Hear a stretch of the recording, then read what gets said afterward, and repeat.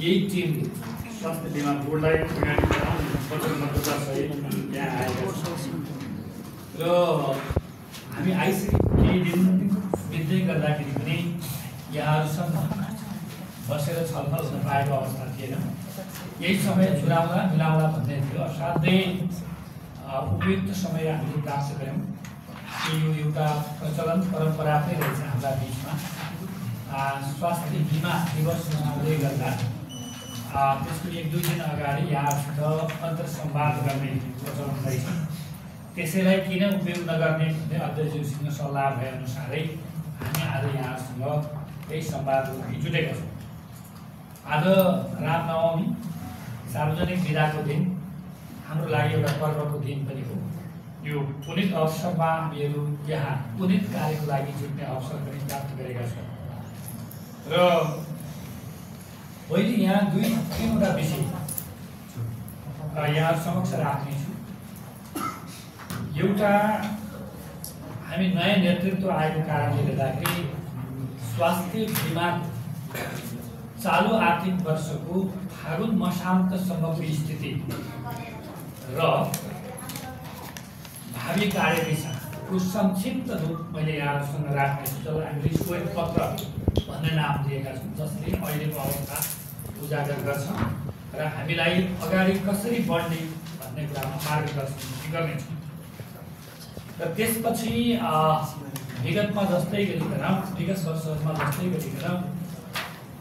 यहाँहरूसँग छोटो समय हामी छलफल पनि गर्नेछौँ। यहाँहरूका केही जिज्ञासा भए त्यसमा हामी दोहोरो संवाद पनि गर्नेछौँ र अध्यक्षज्यूले पनि केही कुराहरू त्यसपछि राख्नुहुनेछ र त्यसपछि हामीले यसलाई अन्तिम रूप दिनेछौँ। मैले यो श्वेत पत्रमा प्रवेश गर्नु अगाडि 1-2 मिनट यहाँहरूको समय दिन चाहेँ।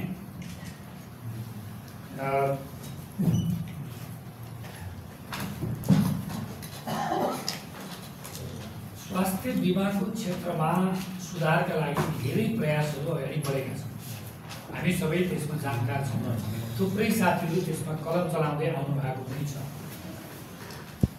सरकारले निरन्तर स्वास्थ्य बिमा बोर्डलाई मद्दत गर्दै आएको अवस्था पनि छ र बोर्डका तर्फबाट पनि धेरै सृजनशील कार्यहरू अगाडि बढेका पनि छन्। यति हुँदाहुँदै पनि केही अप्ठ्यारा र चुनौतीहरू हाम्रा बिचमा विद्यमान छन् र अहिले नयाँ नेतृत्व आएको अवस्थामा यी सबै चुनौतीहरूलाई चिर्दै हिजोका सफलताहरूलाई झन् सबल र प्रभावकारी बनाउँदै अहिले देखिएका चुनौतीहरूलाई चिर्दै हामी अगाडि बढ्ने प्रतिबद्धता पनि व्यक्त गर्छौँ। नेपाल सरकार, त्यसमा पनि स्वास्थ्य तथा जनसङ्ख्या मन्त्रालय र सँगसँगै स्वास्थ्य बिमा बोर्डले पनि केही सकारात्मक प्रयासहरूलाई यही चैतको महिनामा अगाडि बढाएको कुरा पनि म संक्षिप्तमा यहाँहरूसँग राख्न चाहन्छु। स्वास्थ्य तथा जनसङ्ख्या मन्त्रालयले स्वास्थ्य बिमा सुधारका लागि व्यक्तिहरूबाट प्रतिवेदन प्राप्त गरेको र त्यो प्रतिवेदन सम्माननीय प्रधानमन्त्रीज्यू समक्ष प्रस्तुत भएको र सम्माननीय प्रधानमन्त्रीज्यूबाट त्यसको कार्यान्वयन कार्ययोजना प्रस्तुत गर्नको लागि स्वास्थ्य मन्त्रालयलाई निर्देशन भएअनुसार कार्ययोजना पनि सम्माननीय प्रधानमन्त्रीज्यू समक्ष स्वास्थ्य तथा जनसङ्ख्या मन्त्रालयले प्रस्तुत गरिसकेको स्थिति छ, जसले आगामी कार्यदिशा कस्तो रहने भन्ने प्रष्ट मार्गचित्र तय गरेको हामीले पाउँछौँ। र त्यो प्रतिवेदन प्राप्त भएपछि स्वास्थ्य तथा जनसङ्ख्या मन्त्रालय नेपाल सरकारले पनि केही कामहरू अगाडि बढाएको स्थिति छ। यही बिचमा स्वास्थ्य बिमा ऐनमा सामान्य संशोधन र स्वास्थ्य बिमा नियमावलीमा केही नियमहरू संशोधन गर्ने प्रक्रिया ऐनमा संशोधन भइसकेको छ।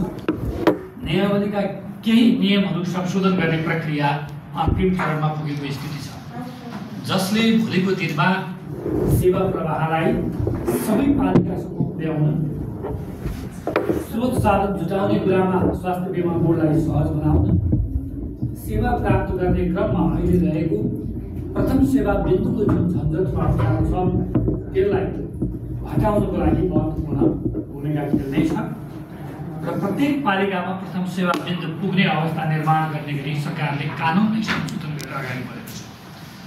अर्कोतिर यो स्वास्थ्य बिमामा सहभागी भइसकेपछि 3 महिना कुरेर सेवा लिनुपर्ने कुरालाई पनि संशोधनको प्रक्रिया अगाडि बढेको कुरा पनि मैले यहाँसँग र स्वास्थ्य बिमा कोषमा आउने गरी निश्चित स्रोतहरू प्राप्त हुने नयाँ स्रोतहरूको खोजीको कार्य पनि आरम्भ भइसकेको छ देशमा। यही चैतमा नै स्वास्थ्य तथा जनसङ्ख्या मन्त्रालयले अस्पताल केन्द्रीय अस्पतालहरू मन्त्रालय अन्तर्गतका अस्पतालहरूबाट अस्पताल विकास समितिमा प्राप्त हुने वार्षिक आम्दानीको 1% रकम स्वास्थ्य बिमा कोषमा आउने निर्णय गरिसकेको अवस्था छ। त्यस्तै गरी स्वास्थ्य बिमा बोर्डले पनि सेवा प्रदायक संस्थाहरूबाट निश्चित रकम स्वास्थ्य बिमा कोषमा ल्याउने गरी प्रक्रिया अगाडि बढाउने निर्णय गरिसकेको अवस्था छ। यति कुराहरू यहाँसँग राख्दै यी सकारात्मक कुराहरू सृजनशील कार्यहरू आरम्भ भएको कुरा यहाँसँग राख्दै म श्वेत पत्रलाई संक्षिप्तमा यहाँले पछि यहाँलाई आवश्यक पर्यो भने यो डिजिटल कपी प्राप्त गर्न सक्नुहुन्छ सम्पर्क गरेर। म संक्षिप्तमा यो श्वेत पत्र राख्न चाहन्छु। गुणस्तरीय स्वास्थ्य सेवामा नागरिकको सर्वव्यापी पहुँच स्थापित गराउने नेपाल सरकारको लक्ष्यलाई कार्यान्वयन गर्ने एउटा महत्त्वपूर्ण कार्यक्रमको रूपमा स्वास्थ्य बिमा सञ्चालन हुँदै आएको छ। स्वास्थ्य उपचारका क्रममा व्यक्तिगत खर्चलाई घटाउँदै लैजानका लागि वित्तीय संरक्षण प्रदान गर्न प्रयोगमा ल्याइएको यो महत्त्वपूर्ण प्रणाली हो र विश्व अनुभव र हाम्रा अनुभवहरू दुवैको सङ्गमबाट यसमा निरन्तर सुधार गर्दै गइरहेको अवस्था यहाँलाई विदितै छ। सम्बन्ध 2072 परीक्षण प्रयास थालिएको स्वास्थ्य बिमा कार्यक्रम 2074 स्वास्थ्य बिमा ऐन जारी भएपछि व्यवस्थित र सङ्गठित ढङ्गबाट सञ्चालन हुँदै आएको छ। हामी अब 9 वर्ष पुरा गरेर भोलिबाट 10 वर्षमा प्रवेश गर्ने क्षणमा छौँ र कार्यक्रम सुरु भएदेखि विभिन्न उतार चढावहरू पार गर्दै यसले महत्त्वपूर्ण उपलब्धि हासिल गरेको छ। स्वास्थ्य बिमाप्रति आम नागरिकको चासो बढेको छ। स्वास्थ्य बिमाको बहसले राष्ट्रिय स्थान प्राप्त गरेको स्थिति छ। सेवा देशभर विस्तार भएको छ। प्रत्येक वर्ष नागरिक सहभागिता यानि कि पीडितको सङ्ख्या पनि बढ्दै गएको छ र सँगसँगै उपचार लिनेको सङ्ख्या पनि थपिँदै गएको छ। यी सबै सूचकहरूलाई हामीले सकारात्मक रूपमा ग्रहण गरेका छौँ। स्वास्थ्य बिमा कार्यक्रमको प्रभावकारिताप्रति प्रश्नहरू पनि निरन्तर रूपमा उठ्दै आएका छन्। तिनीहरूको अपरिहार्यता र ती प्रश्नहरूले उठाएका विषयहरूलाई सम्बोधन गर्नेतर्फ पनि नेतृत्व सधैँ सजग रहँदै आएको छ। विगतमा भएका सकारात्मक प्रयासलाई कृतज्ञता व्यक्त गर्दै उपलब्धि र सिकाइको आगामी कार्यदिशा निर्धारण गर्ने नीति अहिलेको नेतृत्वले लिएको छ। यही पृष्ठभूमिमा अहिले स्वास्थ्य बिमाको स्थिति के छ त्यो कुरा यहाँ समक्ष राख्ने र त्यसैलाई एउटा प्रस्थान बिन्दुको रूपमा लिने सोचका साथ अध्यक्षज्यू र हामी यहाँ उपस्थित भएका छौँ। स्वास्थ्य बिमा बोर्डबाट सञ्चालित स्वास्थ्य बिमा कार्यक्रमको वास्तविक अवस्था सबैको जानकारीमा ल्याउनको लागि यो श्वेत पत्र यहाँहरू समक्ष राख्ने जनाएको छ। बहुसङ्ख्यक नागरिक स्वास्थ्य बिमामा समेटिन बाँकी रहेको अवस्था देखिन्छ। अहिले 77 जिल्लाको 749वटा स्थानीय तहमा यो सेवा विस्तार छ। कार्यक्रम लागू भएदेखि करिब 90 लाख नागरिक स्वास्थ्य बिमामा आबद्ध भएको देखिन्छ। यो करिब 9 वर्ष बित्दै गर्दा र आर्थिक वर्ष 81-82 को फागुन मसान्तसम्ममा बिमितको सङ्ख्या 57,53,817 रहेको छ कुल जनसङ्ख्याको 20% मात्र र जसमध्ये सामान्य क्रियाशील 83 लाख अर्थात् 75% र लक्षित बिमित 14 लाख अर्थात् 25% रहेको अवस्था छ। क्रियाशील बिमितको सङ्ख्या विश्लेषण गर्दा अझै पनि 80% नागरिकलाई स्वास्थ्य बिमा कार्यक्रममा समेट्न बाँकी रहन्छ। यसै गरी बहुसङ्ख्यक घरधुरी समेटिन बाँकी रहेको अवस्था छ।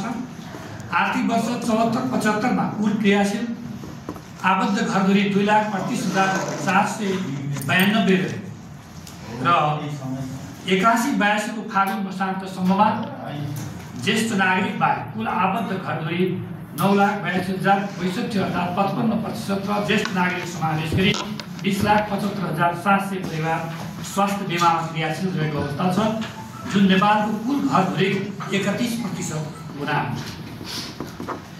र यसले अझै पनि 69% घरधुरीलाई स्वास्थ्य बीमा कार्यक्रममा आबद्ध गर्न बाँकी छ भन्ने देखाउँदछ।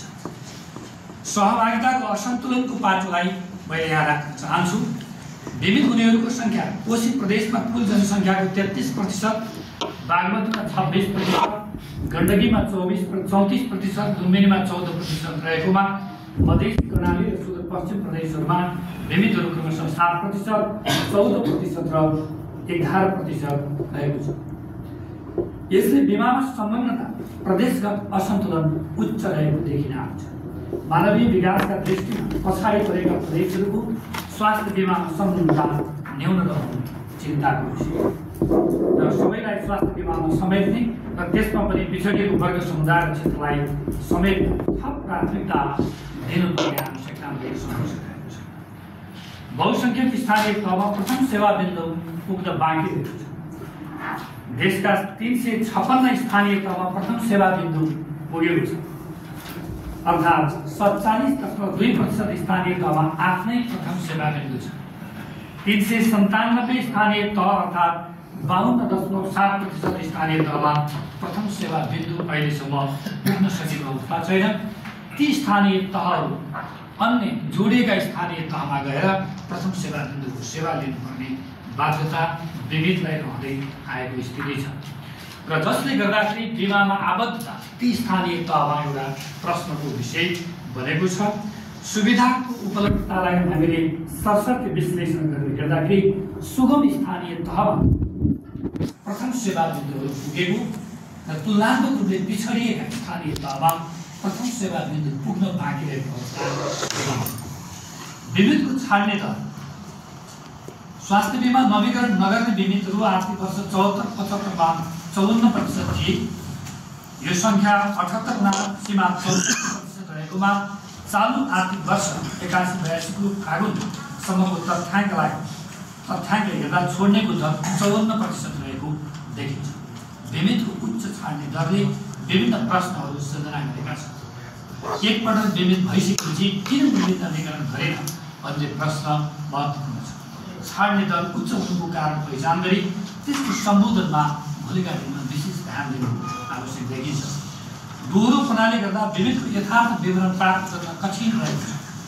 जस्तो मैले यहाँसित निवेदन गरेँ कि बिमितको सङ्ख्या र बिमित परिवारको सङ्ख्या यो भनिरहँदाखेरि पनि कतिपय दोहोरोपनका कारणले गर्दाखेरि त्यो अङ्क यथार्थ नै हो भनेर भन्ने आधारहरू हामीसँग छैन। कतिपय अवस्थामा दोहोरो प्रविष्टि हुने, एउटै व्यक्ति दुई ठाउँमा, एउटै परिवार दुई ठाउँमा, जस्तो ज्येष्ठ नागरिक र लक्षित वर्गलाई फरक एकाइ मान्दाखेरि ती तथ्याङ्कहरूमा दोहोरोपना आएको र सेवा लिने क्रममा पनि दोहोरोपना बढेको अवस्था हामीले पाएका छौँ। यस्तै गरी म सेवा लिनेको विवरण यहाँ संक्षिप्तमा राख्न चाहन्छु। सेवा लिनेको सङ्ख्या बढ्दो छ। बिमामा आर्थिक वर्ष 77-78 सेवा लिने भन्नाले बिमित मध्ये स्वास्थ्य उपचार लिन जाने आर्थिक वर्ष 77-78 मा कुल बिमित मध्ये 29%, आर्थिक वर्ष 78-79 मा 37%, आर्थिक वर्ष 79-80 मा 38% र आर्थिक वर्ष 81 मा 43% स्वास्थ्य सेवा लिएको देखिन्छ। कुल बिमित 100 जना छन् भने 80-81 मा 43% जनाले स्वास्थ्य सेवा लिएको देखियो। हालसम्म सेवा लिने बिमितको औसत सङ्ख्या 48% रहेको देखिन्छ, अर्थात् 48 जनाले स्वास्थ्य उपचार सेवा लिएको तथ्याङ्कले देखाउँछ। बिमित मध्ये सेवा लिनेको सङ्ख्या यति उच्च हुनु भनेको बिमामा प्रतिकूल चयनको अवस्था हो, अर्थात् उपचारको आवश्यकता भएकाहरू मात्र बिमामा जोडिएको अवस्था हो भन्ने प्रश्न सृजना भएको अवस्था छ। यस्तो प्रतिकूल छनौट कायम रहेमा बिमामा विरूपना ल्याउन र वित्तीय सन्तुलन कायम गर्न झन् कठिन हुँदै जाने स्थिति आगामी देखिन्छ। धान्न नसक्ने मेडिकल लस रेसियो ठ्याक्कै अघिल्लो गुनासो हुनेछ। यो स्वास्थ्य बिमा परिवारले गर्ने औषध प्रिमियम भुक्तानी 3800 रहेको छ भने प्रत्येक परिवारले दिँदै गरेको सेवाको दाबीको भुक्तानीको अङ्क 8350 देखिन्छ। यसले मेडिकल लस रेसियो करिब 220% आउँछ र 220% मेडिकल लस रेसियो अवस्थालाई सुधार गरेर 80-85% झार्नुपर्ने आवश्यकता हामीलाई आएको छ र सेवा लिनेको दरमा समानता कुन सङ्ख्यामा असमानता मैले माथि राखिसकेको छु कि प्रदेशगत हिसाबले हेर्दा तुलनात्मक रूपले मानव विकास सूचकाङ्कमा पछाडि परेका हिसाबले पछाडि परेका प्रदेशहरूमा विविधको सङ्ख्या कम छ भने सेवा लिनेहरूको सङ्ख्या पनि कम छ। उनीहरूले सेवा लिएर बोर्डले गरेको भुक्तानीको रकम पनि निकै कम छ र जसले गर्दाखेरि स्वास्थ्य सेवा लिनेहरू पनि सुगम ठान्छु। स्वास्थ्य सेवा धेरै मात्रामा रूपमा भन्नाले क्लेम बढी आउनेहरूको पनि सङ्ख्या सुगम ठाउँमा पनि बढी छ र सामान्य र लक्षित वर्गले लिएको सेवामा एउटा इन्ट्रेस्टिङ पिक्चर हामीले प्राप्त गरेका छौँ। सामान्य र लक्षित वर्गले लिने कुल सेवा अस्पताल भिजिट गर्नेको दर चाहिँ करिब जति सामान्य व्यक्तिहरू बिमामा आबद्ध हुनुहुन्छ केही प्रतिशतमा लक्षित वर्गको पनि त्यस्तै खालको प्रतिशत देखिन्छ। तर हामीले जे बुझ्दै आएका छौँ ज्येष्ठ नागरिक लगायत बढी प्रतिकूल अवस्थामा स्वास्थ्यमा प्रतिकूल अवस्थामा रहेका मान्छेहरू बिमामा जोडिँदाखेरि धेरै उपचार उहाँहरूलाई गराउनु पर्दा अप्ठ्यारो भएको हो कि भन्ने खालको जुन हाम्रो बुझाइ हुँदै आएको छ तथ्याङ्कगत विश्लेषण गर्दाखेरि लक्षित वर्गले प्राप्त गरेको सेवा लक्षित वर्गलाई दिएको भुक्तानीको रकम खासै ठुलो छैन, त्यो त्यति नै छ जति उहाँहरूको प्रतिशत संलग्नता देखिन्छ। भन्नाले लक्षित वर्ग हुँदाखेरि भार चाहिँ भुक्तानीको भार ठुलो भएको हो कि भन्ने खालको जुन विश्लेषण त्यस्तो अवस्था देखियो र सेवा प्रदायक केन्द्रीकृत रहेको विषय मैले यहाँ राख्न चाहेँ। अहिले 485वटा संस्थासँग बोर्डले सम्झौता गरेर सेवा प्रदान गरिराखेको स्थिति छ। मध्ये 404 सरकारी छन्, सामुदायिक 33, निजी स्वास्थ्य संस्था 48 रहेका छन् र यी स्वास्थ्य संस्थाहरू प्राय सुगम ठाउँमा तुलनात्मक रूपले सहज ठाउँमा खादिएको अवस्था देखिन्छ र धेरै दुर्गम ठाउँहरूमा विकट ठाउँहरूमा सेवा प्रदायक स्वास्थ्य संस्थाहरू पुग्न सकेको अवस्था देखिँदैन र समान प्रकृतिका कार्यक्रमहरू अर्को शीर्षक। यसमा समान प्रकृतिका कार्यक्रम मन्त्रालयमा सञ्चालनमा रहेका छन्। सामाजिक स्वास्थ्य बिमाका कार्यक्रमहरू स्वास्थ्य तथा जनसङ्ख्या मन्त्रालय मार्फत सञ्चालन हुँदै आएका छन्। समान प्रकारका कार्यक्रम अलग अलग संरचनाबाट सञ्चालन हुँदा दोहोरोपना आउनुको साथै व्यवस्थापन खर्च पनि अनावश्यक रूपमा बढेर गएको अवस्था छ। यद्यपि अहिले स्वास्थ्य तथा जनसङ्ख्या मन्त्रालयले पनि त्यहाँ समान प्रकृतिका कार्यक्रमहरू बोर्डमा ल्याउने गरी समिति गठन गरेर अगाडि बढेको छ। हामीले पनि ती कार्यक्रमहरू यहाँ ल्याउनको लागि आवश्यक तयारी गर्ने गरी बोर्डले निर्णय गरेर मन्त्रालयले पनि एउटा समिति ती कार्यक्रम यहाँ दिनको लागि तयारी गरेको छ र हामीले पनि त्यो कार्यक्रम लिएर यहाँ सञ्चालन गर्नको लागि एउटा समिति बोर्डबाट निर्णय गरेर अघिल्लो बोर्ड बैठकबाट हामीले निर्णय गरेर त्यो प्रयास अगाडि बढाइसकेका छौँ। केही दिनमा हामीलाई आशा छ सकेसम्म चालु आर्थिक वर्षको अन्तिम नभए पनि नयाँ आगामी आर्थिक वर्षको सुरुवात बिन्दुबाट नै यो स्वास्थ्य तथा जनसङ्ख्या मन्त्रालय मार्फत रहेका समान प्रकृतिका कार्यक्रमहरूलाई स्वास्थ्य बिमा बोर्डमा ल्याएर सञ्चालन गर्नेछौँ र सामाजिक स्वास्थ्य सहायता कार्यक्रम विभिन्न निकायहरूमा छरिएर रहेको छ। स्वास्थ्य तथा जनसङ्ख्या मन्त्रालय र स्वास्थ्य बिमा बोर्डले ती कार्यक्रमलाई एकीकृत गर्ने प्रयत्न अगाडि बढाइसकेको कुरा छ। तर नेपाल सरकार र मातृका निकायसँग थुप्रै यस्ता समान प्रकृतिका भर्टिकल र प्रायोजित कार्यक्रमहरू सञ्चालनमा छन्। ती कार्यक्रमहरू अलग अलग रहँदासम्म स्वास्थ्य बिमालाई बलियो बनाउन पनि सकिँदैन, त्यसको वित्तीय जोखिमलाई न्यूनीकरण गर्न पनि सकिँदैन।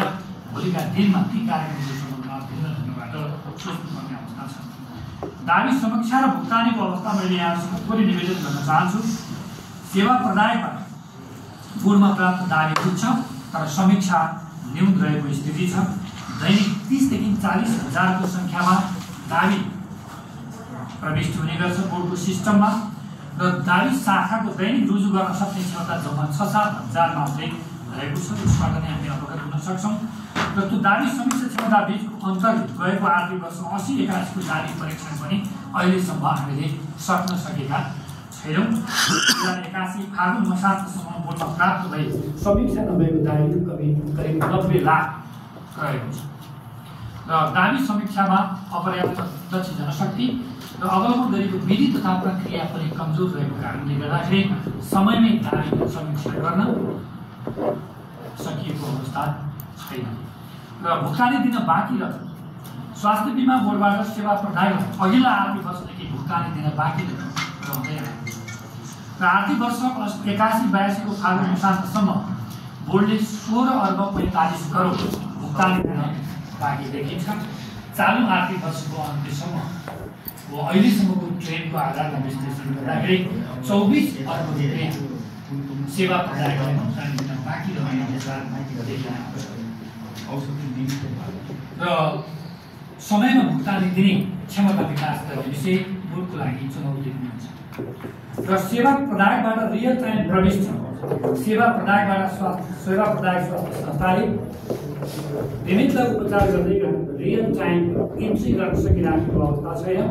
बिल भए पनि पूर्णतः विद्युतीय रूपमा पठाउन सकेको अवस्था छैन र यसले गर्दाखेरि दाबीलाई यथार्थपरक र भरपर्दो बनाउन पनि कठिनाइ रहेको स्थिति छ। दाबी सूचनाको सवालमा पनि सेवा प्रदायक पालना गर्नुपर्ने स्ट्यान्डर्ड ट्रिटमेन्ट प्रोटोकललाई बोर्डले प्रभावकारी ढङ्गबाट प्रयोगमा ल्याउन सकेको अवस्था छैन। आधारभूत स्वास्थ्य सेवा अन्तर्गतको उपचार खर्चलाई पनि बिमा बोर्डसँग दाबी गर्ने बिरामीको अनावश्यक उपचार समेत गर्ने परिपाटी पनि छ भन्ने गुनासो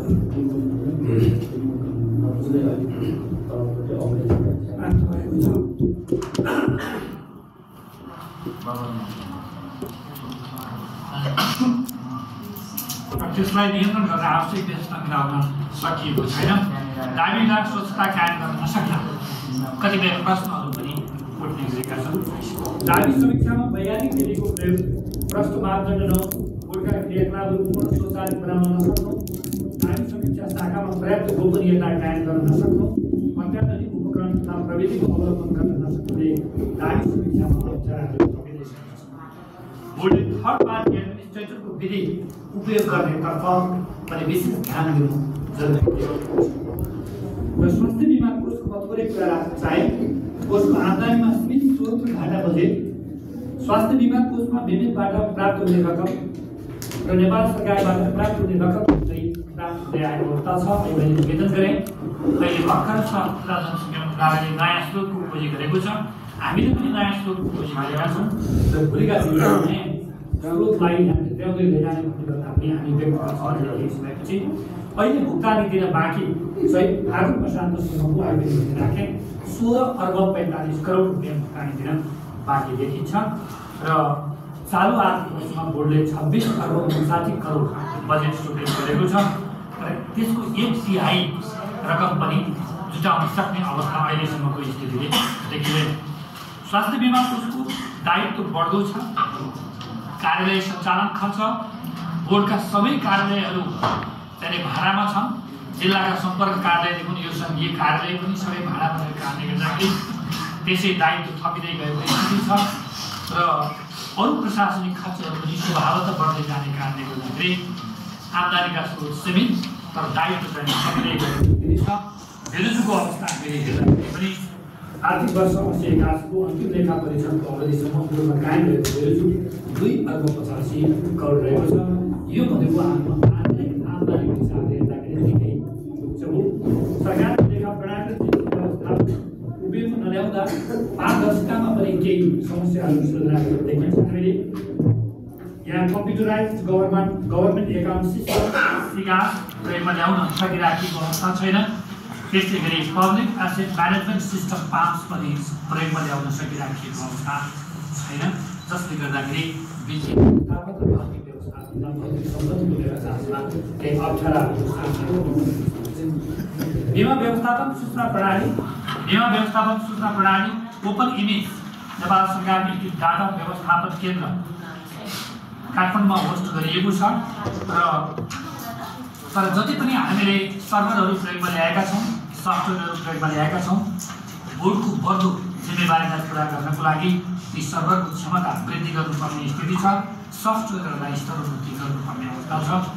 बोर्डका काम कारबाहीलाई पूर्ण स्वचालित बनाउन सकिएको छैन। भोलिका दिनमा बोर्डको कार्य प्रकृतिले नै स्वचालित हुनुपर्ने माग गर्छ र हामीले बोर्डका काम कारबाहीलाई स्वचालित बनाउनु पर्नेछ। विभिन्न निकायहरूसँग डेटा सेयरिङ एक्सचेन्जहरू गर्नुपर्ने स्थिति छ र हाम्रा यी दोहोरोपनका समस्याहरू सम्बोधन गर्न दाबी प्रविष्टिलाई र दाबीलाई स्वच्छता कायम गर्नको लागि पनि बोर्डलाई फुल अटोमेसनमा लैजानुपर्ने आवश्यकता देखिन्छ। दाबी व्यवस्थापनको लागि सूचना प्रविधिको प्रयोग स्वास्थ्य संस्थाहरूको विविध उपचार उनीहरूले उपलब्ध गराउने सेवा औषधि लगायतका विवरणहरू सबै बोर्डमा उपलब्ध हुने र बोर्डले त्यसको अनुगमन गर्न सक्ने व्यवस्था मिलाउनको लागि पनि बोर्डले तोकेको मापदण्डभन्दा बाहिरको उपचारलाई स्वत अस्वीकृत गर्ने क्षमता विकास गर्नका लागि पनि त्यसलाई अटोमेसनमा लैजानुपर्ने स्थिति छ। मैले छोटो अब सेवाको गुणस्तरको कुरा राख्न चाहेँ। बिमितले सहज सेवा पाउनको लागि कठिन देखिएको छ, किन भन्दा बिमितहरूको सङ्ख्या बढ्दै गएको छ, सेवा प्रदायकको सङ्ख्या बढ्दै गएको छ। यो अवस्थामा विभिन्न ठाउँबाट बिमित आफूले प्राप्त गर्ने सेवामा कठिनाइहरू सामना गर्नु परेको गुनासाहरू हामीलाई प्राप्त हुँदै आएको स्थिति छ। र बोर्डको नियमन क्षमताको कुरा गर्दाखेरि यहाँ उपलब्ध जनशक्ति हामीसँग भएका उपकरणहरू हामीसँग भएका कानुनी व्यवस्थाहरू सबैलाई विश्लेषण गर्दाखेरि हाम्रो नियमन क्षमतालाई बढाएर लैजानुपर्ने अवस्था देखिन्छ। अनुगमन तथा मूल्याङ्कन क्षमता पनि हाम्रो आवश्यकताभन्दा कम क्षमताको देखिएको कारणले गर्दा भोलिको दिन यसलाई आवश्यक दक्ष जनशक्तिलाई उपयोग गर्दै प्रयोग गर्नुपर्ने स्थिति छ। संस्थागत व्यवस्थाको कुरा गर्दाखेरि बोर्डको स्थायी संरचना अहिलेसम्म स्वीकृत हुन सकेको छैन। हामी 10औं वर्षमा प्रवेश गर्दैछौँ। त्यहीबाट यो बोर्डको अहिलेसम्म स्थायी संरचना छैन, थायी दरबन्दी स्वीकृत भएको स्थिति छैन, कर्मचारीहरू थायी भएको स्थिति छैन, जसले गर्दाखेरि विभागकै दक्षता हासिल गरेको विज्ञ जनशक्ति हामीले प्राप्त गर्न सकिरहेको स्थिति देखिँदैन। यो विशिष्ट प्रकृतिको कारणले हो। यसमा विशेष विज्ञता भएको जनशक्ति कार्यरत हुनुपर्छ। वर्षौंसम्म काम गरेर त्यो दक्षता विकास गरेको जनशक्ति आउनुपर्छ। त्यो प्रकारको सुविधा हामीले प्राप्त गर्न सकेका छैनौँ। त्यसले गर्दाखेरि यसको सेवा प्रभाव क्षमता पनि सङ्कुचित भइसकेको अवस्था छ। र स्वास्थ्य बिमा बोर्डको स्थायी कर्मचारी नहुने कुरा पनि मैले राखेँ। त्यसपछि कार्यालयमा पनि केही अप्ठ्याराहरू रहेका छन्। बोर्डको आफ्नै भवन छैन र भाडामा बस्नु परेको स्थिति छ। पर्याप्त स्पेस पनि छैन। अहिले नै हामी सर्भरको सुरक्षा लगायतका स्पेसहरूको कुरा गर्दाखेरि सिंहदरबारभित्र त्यो स्पेस नपाउने अवस्था, हामीले त्यसलाई सुरक्षित रूपमा राख्न नसक्ने र क्यापासिटी इन्हान्स गर्न नसक्ने अवस्थामा छौँ। कता कता यी सबै प्रकृतिहरूलाई हेर्दै गर्दाखेरि यो चाहिँ अस्थायी प्रकृतिको कार्यालय जस्तो देखिन गएको भान हुन्छ। यद्यपि त्यस्तो चाहिँ होइन।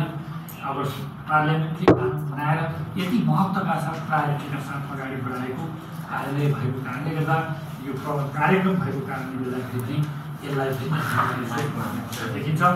र अत्यावश्यक कतिपय नीति कानुनहरू बनाउनु पर्ने अवस्था 74 सालमा नियम बनेको छ। त्यसलाई पनि आवश्यकता अनुसार भगाइको आधार सिकाइको आधारमा संशोधन गर्दै जानुपर्ने अवस्था पनि छन्। त्यसतर्फ पनि हामीले थप